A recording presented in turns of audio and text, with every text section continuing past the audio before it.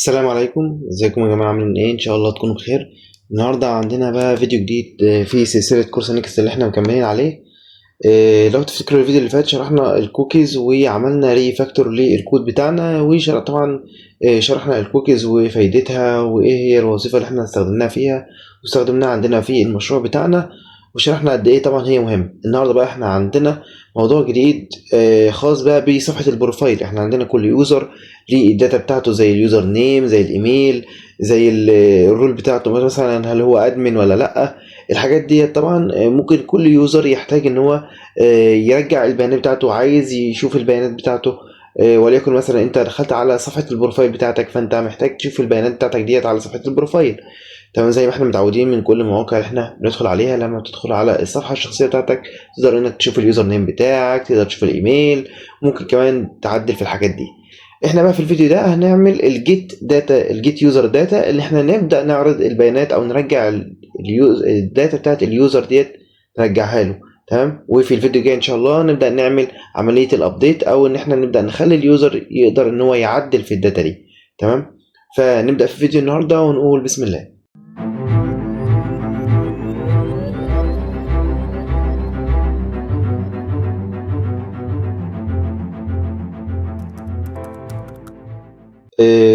طبعا احنا عشان ندخل على صفحة البروفايل، او عشان نبدأ نعمل اي بي اي جديدة لعملية جيت لليوزر ابديت اليوزر داتا، فاحنا هنيجي هنا على صفحة البروفايل. وزي ما احنا فاكرين صفحة البروفايل هنا كده. تمام، وزي ما احنا عارفين احنا كنا اصلا عاملين الديليت اي بي اي. تمام، الديليت اي بي اي دي اللي من خلالها اليوزر يقدر يمسح البيانات بتاعته، او يقدر يمسح الاكونت بتاعه. احنا بقى المرة دي هنقفل دي خالص، ونبدأ نشتغل على ازاي ان احنا نقدر نرجع له الداتا بتاعته. حتى هنا الاي اي نفسه بدأ يخمن لي خلاص ان احنا هنا هنشتغل على الجيت يوزر داتا. فانا بس هاجي هنا كده وابدا اقول له ان انا عايز هنا اعمل ديت، بس عشان ابدا احدد. فهنا هعمل ديليت يوزر بروفايل، عشان بس ابقى فاهم. طبعا ديت حاجات من البيست براكتس، او الحاجات اللي انت لازم تكون متعود عليها، انك تعمل كومنتس جوه او كومنتس جوه الكود بتاعك، علشان طبعا لو غبت عن الكود فتره او حد مكانك هيشتغل على الكود، يكون عارف كل فانكشن او كل مكان انت عملت فيه كومنت ده وظيفته ايه او بيعمل ايه. تمام، احنا بقى نبدا هنا نعمل جيت يوزر بروفايل او جيت يوزر داتا. تمام، ونبدا ان احنا نشتغل هنا. طيب احنا بقى نبني فانكشن او اي بي اي جديد هنستخدمه عشان يعمل جيت لليوزر داتا. فطبعا هتكون الميثود بتاعتنا عباره عن ايه؟ عباره عن جيت. فهنعمل اكسبورت كونست للفانكشن اللي اسمها جيت. وطبعا نبقى هنعملها async فانكشن، ونبعت لها الريكوست as a parameter. وطبعا الريكوست ده هيكون من النوع next request. تمام، وبرضه هنحتاج ان احنا نجيب البرامز او نبعت لها البرامز. ليه؟ علشان نجيب من البرامز ديت، او هنبعت في البرامز ديت الاي دي بتاعت اليوزر اللي احنا عايزين نرجع الداتا بتاعته. تمام، وهنيجي هنا كده ونقول ان البرامز ديت من النوع تي بروبس، اللي احنا اصلا عاملينها هنا فوق هنا كده تي بروبس. تمام، تي بروبس. حلو، ونبدا ان احنا نقفل او نفتح الفانكشن بتاعتنا كده. تمام، تي بروبس ديت مش ظابطه ليه؟ هي اسمها تي اهي. خلينا نجيبها من هنا ونعمل لها بيست هنا كده. ماشي، ايوه انا عايز اقفل بقى الاي اي ده، ننزل هنا كده نقفل. حلو كده، نيجي هنا بقى ونبدا احنا نشتغل على الفانكشن بتاعنا. اول حاجه بنعملها ان احنا نعمل تراي وكاتش علشان نبدا نهندل الايرور بتاعنا. هنا كده هنعمل ريتيرن للنكست ريسبونس دوت جيسون علشان نهندل الايرور. لو في ايرور هيرجع لنا زي ما احنا متعودين.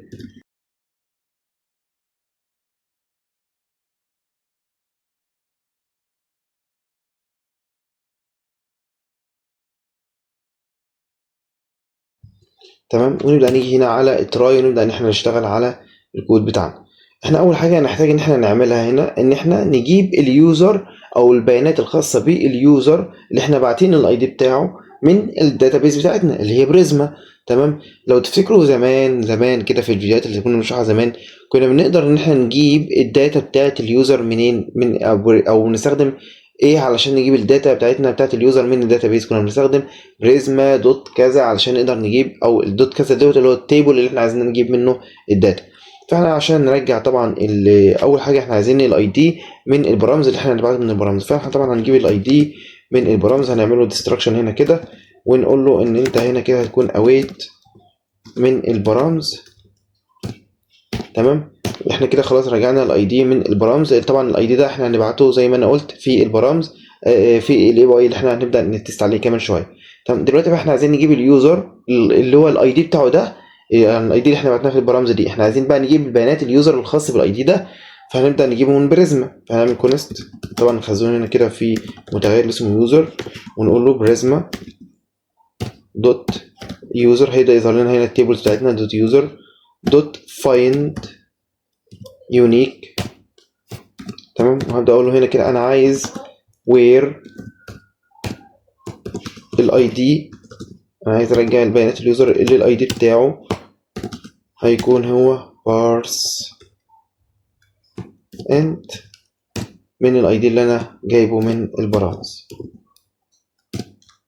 تمام، بالظبط كده زي ما احنا شايفين كده ان انا عايز اجيب بيانات اليوزر اللي الاي دي بتاعه هو نفس الاي دي اللي انا بعته في البرامز. حلو، انا كده جبت البيانات الخاصه باليوزر دي.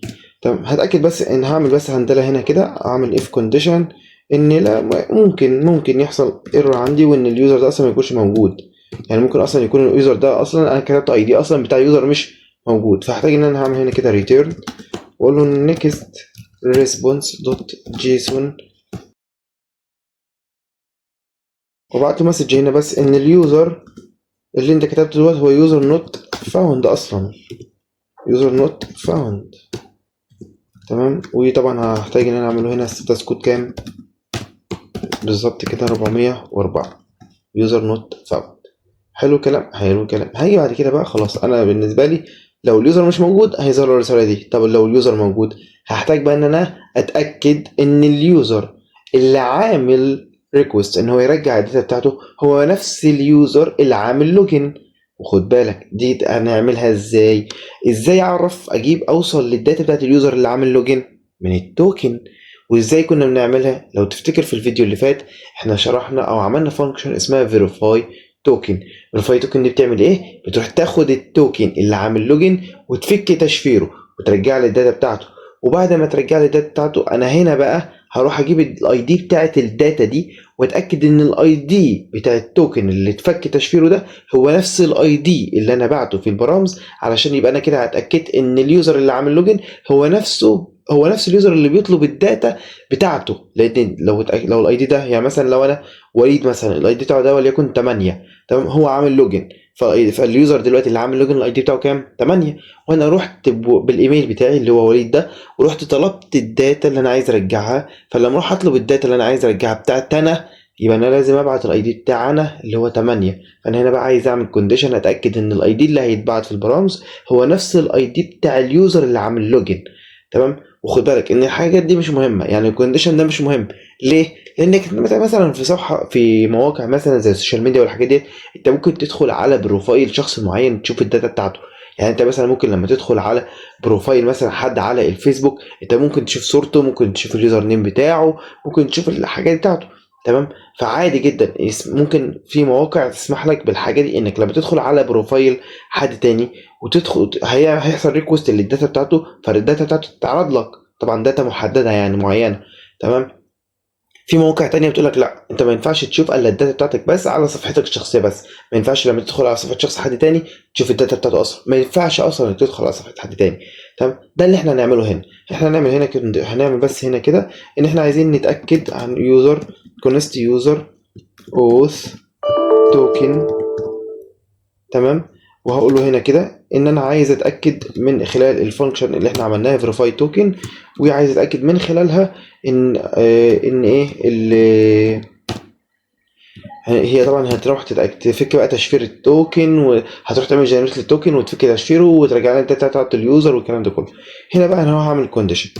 ماشي، هقول له هنا في الكونديشن ايه؟ هقول له ان اليوزر اوث توكن ده لو هو بنل، يعني لو هو بنل او اليوزر اوث توكن ده دوت خد بالك شفت لما عملت دوت رجع لي الداتا بتاعت ايه، بتاعت اليوزر اللي عامل لوجن. طب عرفت ان هو اليوزر اللي عامل لوجن لان دلوقتي انا شغال على الفيريفاي توكن، لان هي يوزر اوث توكن ديت جايه منين، جايه من الفيريفاي توكن.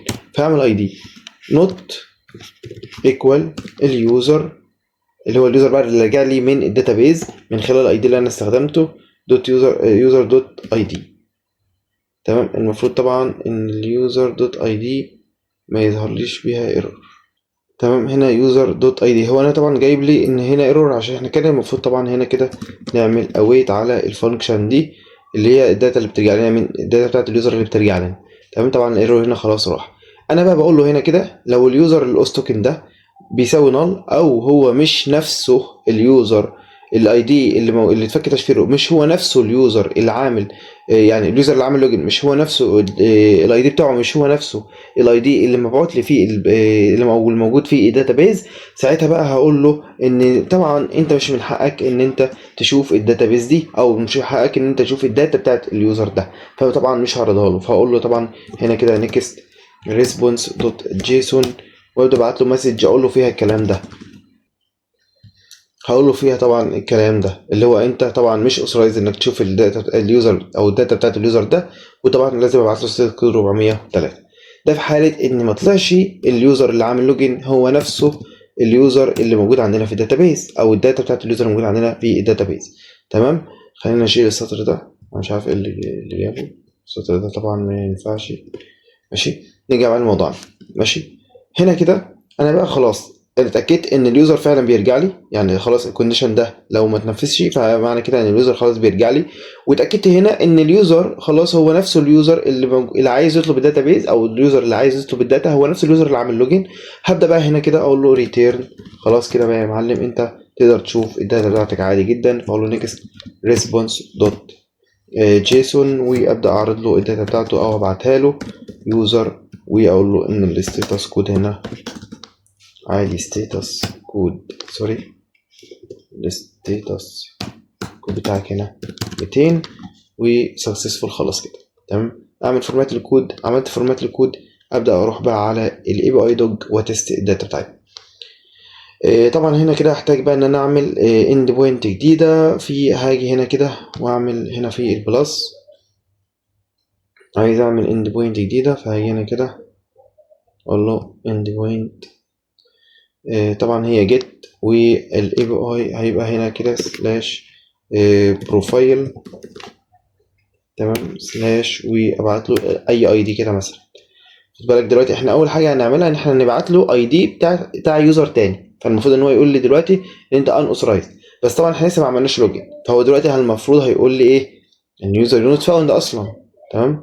هيقول لي دلوقتي انت عندك مشكله يعني دلوقتي اصلا ما عنديش حاجه في الكوكيز فانا دلوقتي مش عامل اصلا لوجن. حلو. فهاجي هنا كده وهقول له ان انا عايز بس احنا بس عايزين نجيب الاي واي كامل فخلينا نيجي مثلا على بتاعه الديليت يوزر دي ونجيب دي كده كلها كوبي قصدي ونيجي نحطها هنا كده. تمام. وهقول له ايوه كده جيت تمام. انا كده الاي بي بتاعي مظبوط. هعمل له سند من غير طبعا ما اكون عملت لوجن ولا اي حاجه. هعمل سند شوف ايه اللي هيحصل. زي ما احنا متوقعين رجعنا لنا هنا كده يوزر نوت فاوند. ليه؟ لان احنا اصلا ما عملناش لوجن بالايميل بتاعنا. فاحنا دلوقتي المفروض هنروح نعمل لوجن بالايميل بتاعنا اللي هو ده. هنعمل لوجن بالايميل ده. تمام. فهنروح نعمل سند ونعمل لوجن بالايميل اللي هو وليد1@gmail.com. تمام. هنعمل سند بيه ونعمل لوجن. لما نعمل لوجن التوكن بتاعتنا هيروح يتخزن فيه الكوكيز فالتوكن دلوقتي بقى خلاص موجود فيه الكوكيز. تمام. انا دلوقتي بقى هروح على الاند بوينت تاني. تمام. وهبدا بقى ان انا اعمل جيت بي على الاي دي بس عايز اجرب على اي دي تاني غير الاي دي بتاع وليد1@gmail.com. فهروح بس على الداتابيز بتاعتنا واروح على اليوزر هنا كده على التيبل بتاع اليوزر وعايز طبعا ده وليد1@gmail.com ده الاي دي بتاعه 10. احنا هنجرب على 8. المفروض لما نجرب على 8 يقول لنا ايه unauthorized. تمام. او you can't access. فاحنا هنقول هنا كده على 8 ونشوف ايه اللي هيحصل. بالظبط لما عملنا على 8 الاي دي بتاع 8 ده بتاع يوزر تاني اصلا قال له you are not authorized to view this user. انت مش من حقك انك تشوف البيانات بتاعت اليوزر ده. طيب انا دلوقتي بقى هعمل على الاي دي بتاعي اللي هو 10. هعمل send. رجع لي فعلا الداتا بتاعتي فعلا. تمام. ولكن انا برضو هنا كده لو بصيت هو رجع لي هنا الباسورد في الداتابيز او في الريسبونس بتاعي. انا طبعا ما ينفعش اعمل له باسورد في الريسبونس بتاعنا، ما ينفعش ان الباسورد ترجع لنا. تمام، ده طبعا غلط، حتى لو هي متشفره ما ينفعش برضو ترجع لنا. احنا كده كده اصلا مش هنحتاج ان احنا نعرضها. تمام. فالمفروض طبعا ان احنا نمنع الحته دي. ولو انت برضو شايف ان انت شايف مثلا ان الريسبونس بتاعك هنا كتير مثلا او الداتا المعروضه كتير، انت عايز تعرض حاجات قليله، فانت ممكن تعمل ده برضو، انك تقلل الحاجات دي. طيب احنا برضو هنمنع ازاي الباسورد او نقلل ازاي الشغل ده؟ هنرجع على الكود بتاعنا كده. تمام. وهنيجي على النقطه اللي احنا جبنا فيها اليوزر من الداتابيز، النقطه اللي هي هنا كده. تمام. هنا كده بعد الوير انت ممكن تيجي هنا كده وتعمل حاجه اسمها سيلكت. سوري، مش هنا كده، هنا. تمام، ايوه، بعد الوير دي كده، وممكن تعمل سيلكت. تمام. سيلكت ديت هتسمح لك انك تروح تعمل اوبجكت هنا كده وتقول له انا عايز اعرض الاي دي، فالاي دي هنا تخليه ترو. عايز اعرض اليوزر نيم، فهتيجي هنا كده وتعمل يوزر نيم برضو ترو.